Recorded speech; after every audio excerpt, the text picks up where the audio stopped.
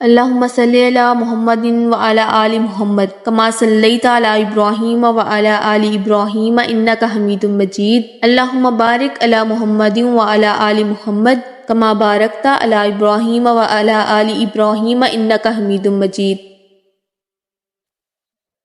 اعوذ باللہ من الشیطان الرجیم، بسم اللہ الرحمن الرحیم۔ ایک ایسی تختی جس میں کائنات کے تمام راز لکھے ہوئے ہیں، کون کب مرے گا، کس کو کتنا رزق دیا جائے گا، اور کس کی زندگی میں کون کون سے حالات درپیش ہوں گے، کس کو کس طرح کی موت آئے گی، کون کس حال میں مرے گا، کس کا کیا حشر ہوگا۔ زمین و آسماں اور تمام دنیا و کائنات کے راز اس تختی پر تحریر ہیں۔ کیا آپ سب جانتے ہیں کہ لوح محفوظ کیا ہے اور اسے کہاں رکھا گیا ہے؟ اللہ تبارک و تعالیٰ نے لوح محفوظ کو کس طرح پیدا کیا اور اس کی شکل کیسی ہے، اس کو کس چیز سے بنایا گیا، اور لوح محفوظ کے اندر دنیا و کائنات کے کون کون سے راز محفوظ ہیں، اور جب اللہ تبارک و تعالیٰ کسی کام کا ارادہ کر لیتا ہے تو اسے کیسے سر انجام دیا جاتا ہے، اور لوح محفوظ پر اللہ تبارک و تعالیٰ نے کس فرشتے کی ڈیوٹی لگائی ہوئی ہے، اور کیا لوح محفوظ میں لکھی ہوئی تقدیریں بدلی جا سکتی ہیں؟ ان سب سوالات کے جوابات آج ہم اس ویڈیو میں جانیں گے۔ برائے مہربانی ویڈیو کو پورا دیکھیں، لائک، شیئر اور سبسکرائب کریں۔ جس طرح اللہ تبارک و تعالیٰ کی وحدانیت پر اور اللہ تبارک و تعالیٰ کے رسولوں پر ایمان لانا ضروری ہے، ٹھیک اسی طرح اللہ تبارک و تعالیٰ کے فرشتوں پر، لوح محفوظ پر اور قیامت کے دن کے قائم ہونے پر ایمان لانا بھی ضروری ہے۔ لوح عربی زبان کا لفظ ہے جس کے معنی تختی کے ہیں، اور محفوظ اسے کہتے ہیں جس کی حفاظت کی جائے۔ روایات میں آتا ہے کہ اللہ تبارک و تعالیٰ نے زمین و آسمان کو تخلیق کرنے سے 50,000 سال پہلے لوح محفوظ کو تخلیق فرمایا۔ جب اللہ تبارک و تعالیٰ نے قلم اور لوح محفوظ کو تخلیق فرمایا تو قلم سے حکم ارشاد فرمایا کہ لکھ۔ قلم نے اللہ تبارک و تعالیٰ کی بارگاہ میں عرض کیا کہ یا رب العالمین کیا لکھوں؟ تو اللہ تبارک و تعالیٰ نے ارشاد فرمایا کہ اس کائنات کی ابتدا سے لے کر انتہا تک کے تمام معاملات کو لکھ دے۔ تو قلم نے اللہ تبارک و تعالیٰ کے حکم کے مطابق تمام تر معاملات کو لکھ دیا۔ لوح محفوظ وہ تختی ہے جس پر تمام انسانوں کی تقدیریں لکھی ہوئی ہیں، اس کائنات کی تخلیق سے لے کر اس کے فنا ہونے تک کے تمام معاملات لکھے ہوئے ہیں۔ لہٰذا اس کائنات میں آج تک جو کچھ بھی ہوا ہے اور قیامت تک جو کچھ بھی ہوگا وہ اس لوح محفوظ میں تحریر کیا گیا ہے، اور لوح محفوظ تمام تر مخلوقات کی پہنچ سے بالا تر ہے۔ کوئی بھی انسان یا شیطان اس تک نہیں پہنچ سکتا۔ جیسا کہ بخاری شریف کی حدیث ہے کہ نبی پاک صلی اللہ علیہ وآلہ وسلم نے فرمایا، اللہ تبارک و تعالیٰ نے لوح محفوظ میں ہر چیز لکھ دی اور آسمان و زمین کو پیدا کیا۔ اور قرآن پاک میں بھی بہت سارے مقامات پر لوح محفوظ کا ذکر ملتا ہے، جیسا کہ اللہ تبارک و تعالیٰ سورۃ بروج میں ارشاد فرماتا ہے کہ بلکہ یہ قرآن ہی ہے جو لوح محفوظ میں لکھا ہوا ہے۔ قرآن پاک کی اس آیت کریمہ سے پتہ چلا ہے کہ قرآن پاک بھی لوح محفوظ میں تحریر کیا گیا ہے، اور جو ہمارے پاس قرآن پاک اس وقت موجود ہے وہ لوح محفوظ کی تختی پر لکھا گیا ہے۔ اور ایک دوسرے مقام پر اللہ تبارک و تعالیٰ قرآن پاک میں ارشاد فرماتا ہے کہ اور ہم نے ہر چیز لوح محفوظ میں شمار کر رکھی ہے، یعنی اللہ تبارک و تعالیٰ نے ہر چیز کو اس کائنات میں واقع ہونے سے پہلے ہی لوح محفوظ میں تحریر کر دیا تھا۔ لوح محفوظ کو اللہ تبارک و تعالیٰ نے سفید موتیوں سے بنایا ہے، اور اس کے تمام تر صفحات سرخ یاقوت کے ہیں، اور اس کی تحریریں نور سے لکھی ہوئی ہیں۔ جیسا کہ حضرت ابن عباس رضی اللہ تعالیٰ عنہ سے روایت ہے کہ نبی پاک صلی اللہ علیہ وآلہ وسلم نے فرمایا کہ اللہ تبارک و تعالیٰ نے لوح محفوظ کو سفید موتیوں سے پیدا کیا، اور اس کے صفحات سرخ یاقوت کے ہیں، اس کا قلم نور کا ہے اور اس کی لکھائی بھی نور کی ہے، اور اللہ تبارک و تعالیٰ ہر روز 360 مرتبہ لوح محفوظ کی طرف نظر فرماتا ہے۔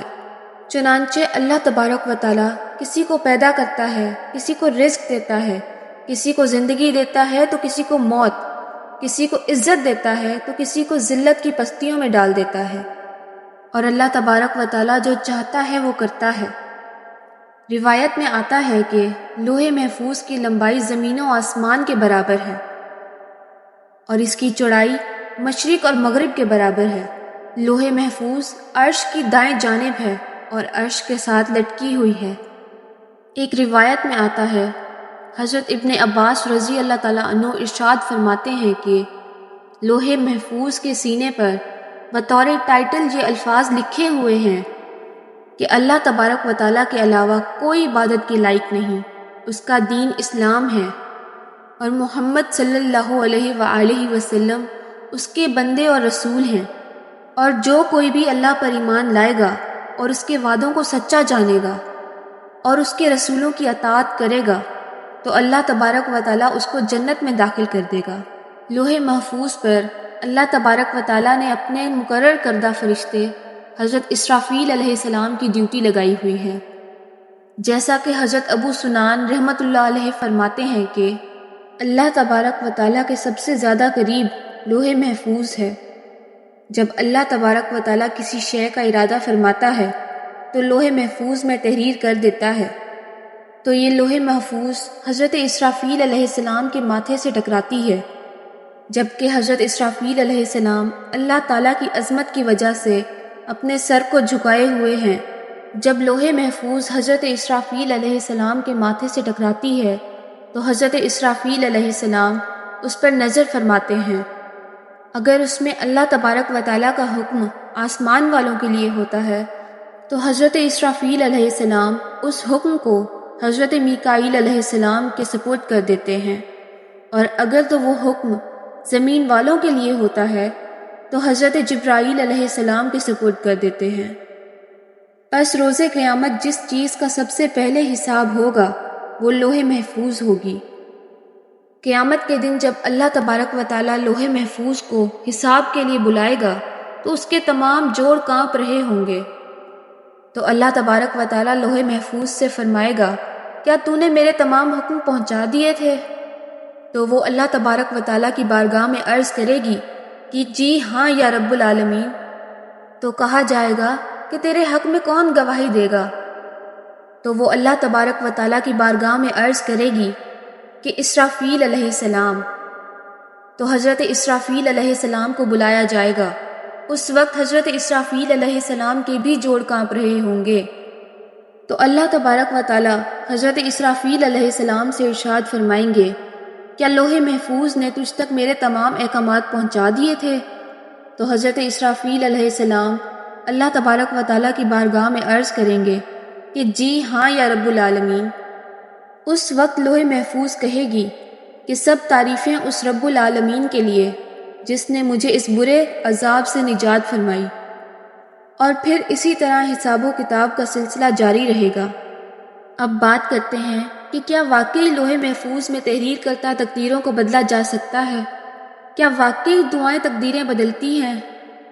تو ایک روایت میں آتا ہے کہ تقدیر 3 قسموں کی ہوتی ہے۔ پہلی تقدیر کی قسم وہ ہوتی ہے کہ جسے اللہ تبارک و تعالیٰ عام بندوں کی دعاؤں سے بدل دیتا ہے، اور دوسری تقدیر کی قسم وہ ہوتی ہے کہ جسے اللہ تبارک و تعالیٰ اپنے نیک بندوں یا انبیاء کرام کی دعاؤں سے بدل دیتا ہے۔ ان 2 قسموں کی تقدیر کو تو بدلا جا سکتا ہے، لیکن تقدیر کی تیسری قسم وہ ہے جو لوح محفوظ پر تحریر کردہ ہے، جس کو کوئی بھی دعا تبدیل نہیں کر سکتی، یہاں تک کہ اگر کوئی نبی بھی اس تقدیر کو بدلنے کے لیے دعا کرے تو اللہ تبارک و تعالیٰ اس کو روک دیتا ہے۔ تو یہاں سے معلوم ہوتا ہے کہ لوح محفوظ پر جو کچھ بھی تحریر کردہ ہے اس میں کوئی رد و بدل نہیں کیا جا سکتا۔